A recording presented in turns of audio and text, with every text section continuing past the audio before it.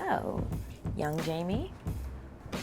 Older Jamie, but not old Jamie. Not They're old only Jamie. there's only a 9-year difference between the Jamies, which is interesting because I think I was expecting there to be more of a gap when I originally heard that there was an older and younger character.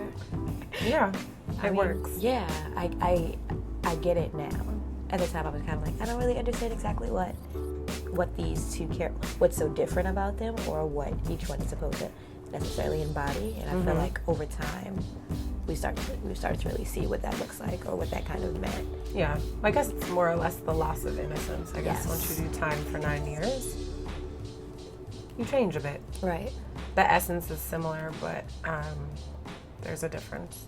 Because now they're out and they actually have to live up to all of the planning that they did all that time. And there's a gap between the time in which they see each other. So it's like they made these plans. They don't see each other for 7 years. They get out and they have to continue on with the plans they made as teenagers 9 years ago.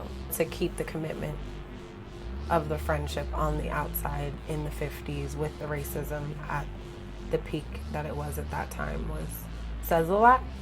And I've noticed too, I feel like Dee is clearly always wanting to please Jamie and wanting to be and demonstrating her love for her, versus our character, it's a protection. I feel like that it's not always talked about, but I do feel Jamie on the outside when she's older wants Dee to understand the risk she's taken, but realizes I think she'll never fully understand that. Right. And I think she probably realizes that she won't ever fully understand it because she's been trying to explain it to her since the beginning. Right. And it's not that the Dee character doesn't understand. I think she doesn't really care about all of that. It's not important to their narrative or to their story together, even though it plays such a pivotal part. She just doesn't seem to allow it to be the defining factor, whereas I feel like Jamie can't deny that it has a lot to do with everything that's going to happen to them.